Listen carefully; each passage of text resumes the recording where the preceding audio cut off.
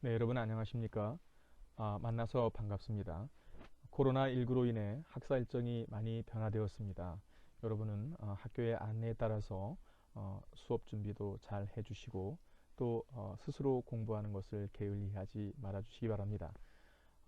초급 스와힐리어 강독 첫 번째 시간으로 강의 계획서를 먼저 설명하도록 하겠습니다. 어,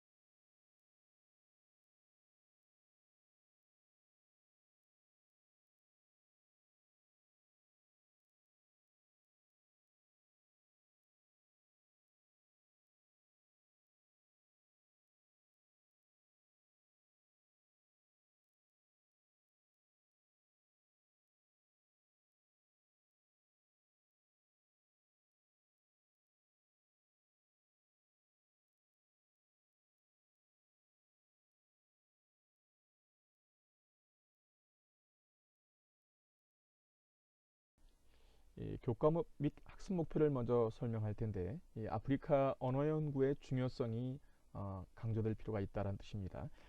기록된 역사 문서가 타 대륙에 비해서 적은 아프리카는 사회, 문화, 종교, 철학 등 다른 학문 분야를 연구하는 데 있어서 언어가 가장 중요하다고 할 수 있습니다. 스와힐리어는 동아프리카 10여 개국에서 사용되는 언어로서 국어, 공식어 혹은 교통어로 사용되고 있습니다.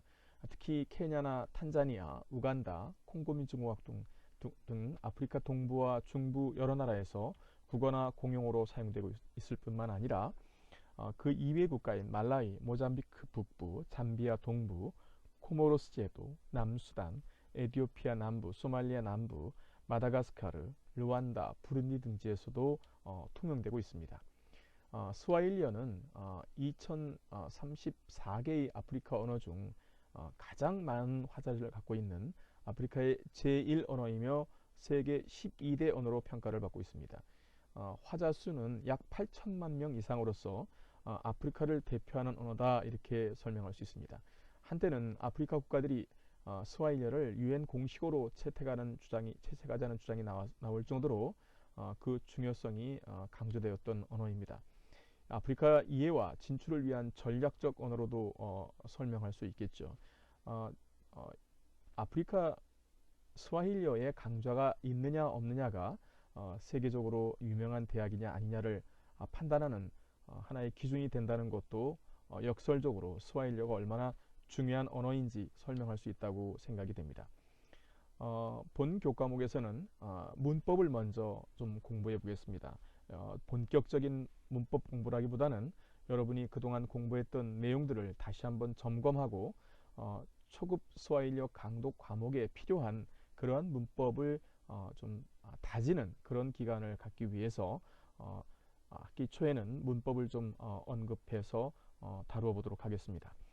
그 이외에 강독과 회화 등 다양한 구문을 분석해서 스와힐리어 문장 해독 능력을 기르는데 최선을 교재는 다합니다. 물론 지금 현재 이러한 교과목 목표를 스와힐리어 연구를 여러분들이 있습니다. 특히 스스로 예습과 복습을 분량이 상당히 많은 편이고 또 언어 과목의 특성상 스와힐리어 예습과 복습이 없다면 구문이나 지문을 다 다룰 수는 발전은 없는 정도의 분량입니다. 이렇게 설명할 수 그럼에도 불구하고 이 책을 교재로 쓰고자 하는 이유는 이 책 한 권 안에 풍부한 예문과 구문이 있을 뿐만 아니라 또 관련된 문법이 잘 정리가 돼 있어서 여러분들이 한 권을 갖고 공부를 한다 할지라도 교과목 목표를 달성하는데 큰 문제가 없다고 생각이 됩니다.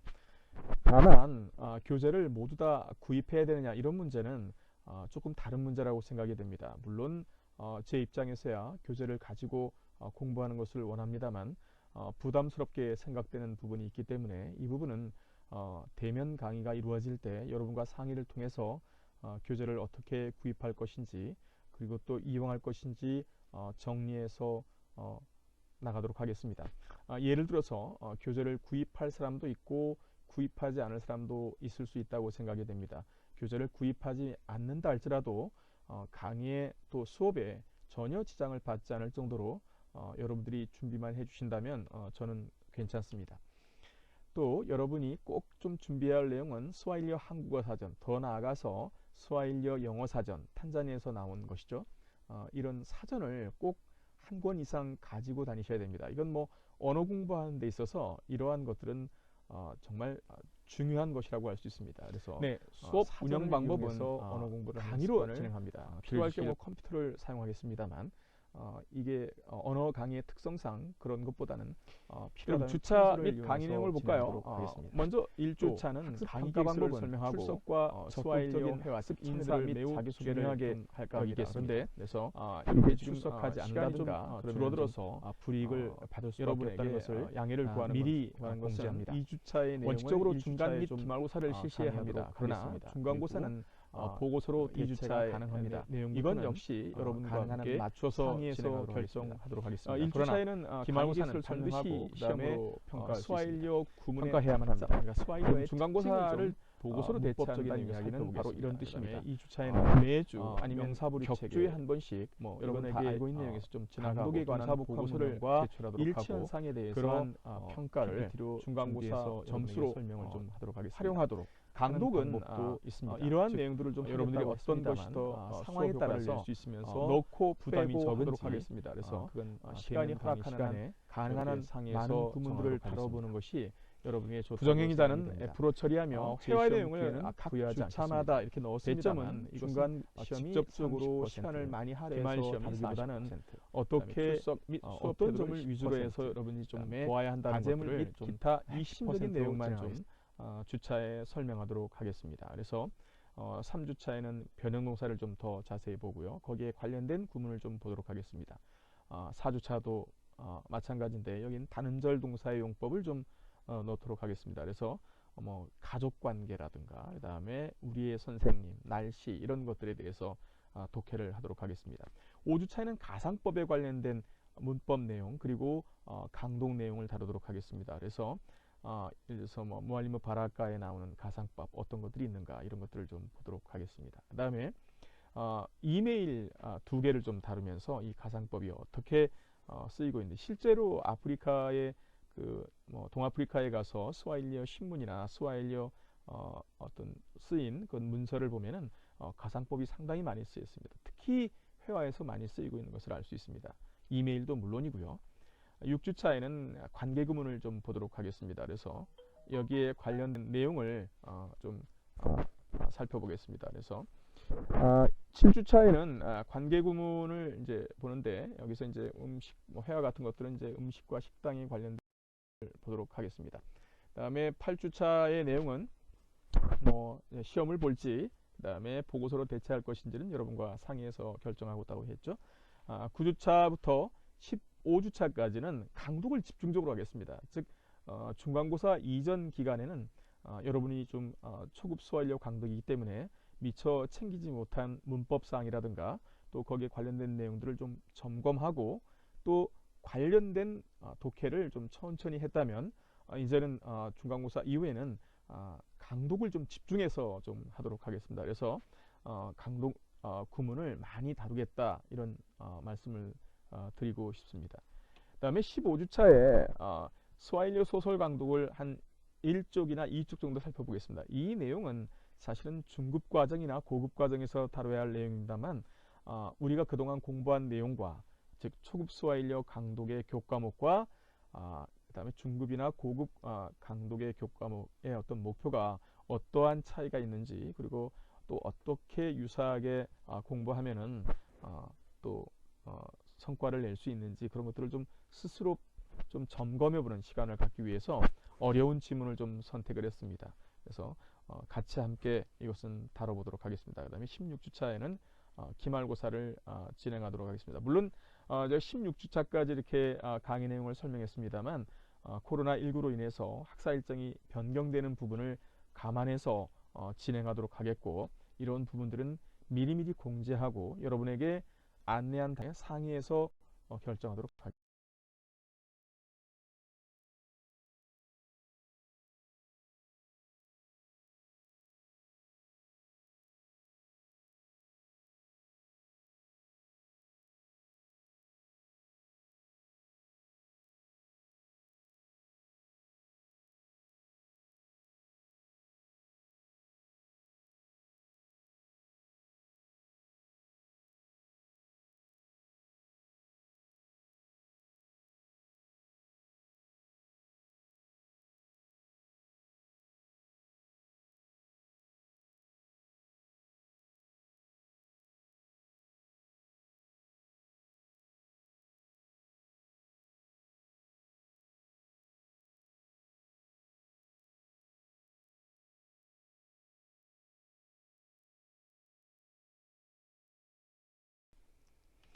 예, 기타 안내 및 수강 유의사항을 볼까요? 학생 대표를 선출하길 바랍니다. 그리고 카톡방을 개설해서 진행했으면 좋겠습니다. 이유는 이 클래스에 공지하는 것도 있습니다만 카톡방을 개설할 경우에 좀 더 빠르게, 그리고 직접적으로 여러분들의 의견을 좀 수렴해서 더 좋은 강의가 될 수 있도록 유도할 수 있다는 차원에서 카톡방 개설을 좀 하고 싶습니다. 수업 준비를 좀 철저히 해주는 게 필요합니다. 물론 뭐 사전에 강의 내용 같은 것들을 좀 숙지해서 불이익을 당하지 말아야 하는 것은 물론이겠죠. 또 한 가지는 언어 과목의 특성상 예습이 굉장히 중요합니다. 이 예습을 하지 않고 들어온다면 적어도 또 복습을 하지 않는다면 학습 효과를 내기에는 상당히 어렵다, 이렇게 설명할 수 있습니다. 또 야외 수업은 지금 현실적으로 가능한 경우에 진행하겠습니다만 아프리카에 관련된 영화나 연극 및 공연 관람을 좀 1회 정도 기회가 된다면 갖도록 해보겠습니다.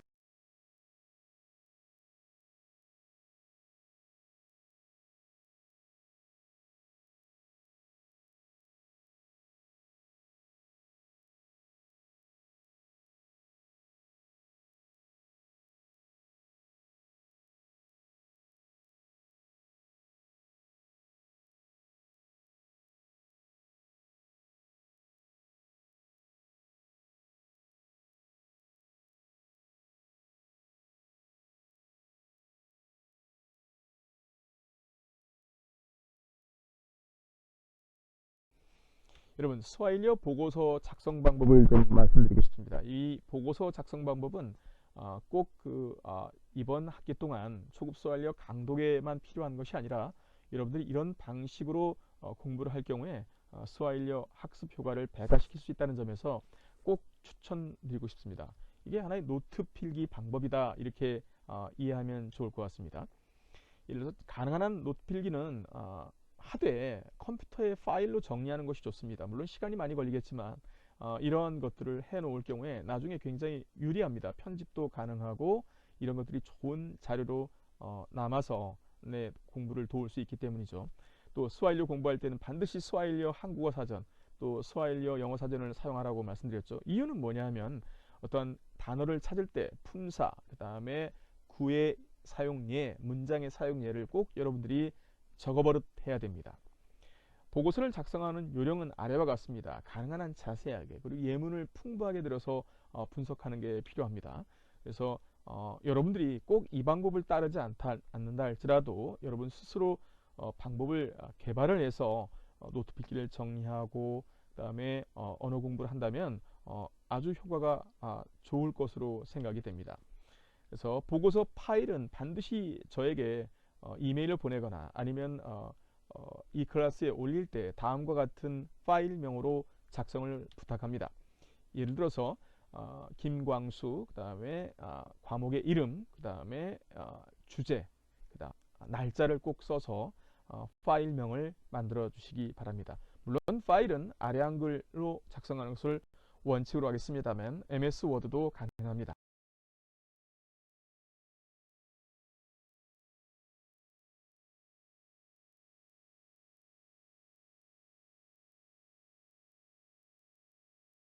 자, 그럼 작성 방법 예시로 한번 볼까요? 분석 방법은 이렇게 5줄로 만드는 것이 어떨까 합니다. 예를 들어서 첫째 줄에는 원문을, 그 다음에 둘째 줄에는 문법 내용을, 세 번째는 어휘나 단어를, 네 번째는 다음 강에는 직역, 소화인력 문장 구조의 특징에 대해서 전반적인 질문을 남기는 것이 좋습니다.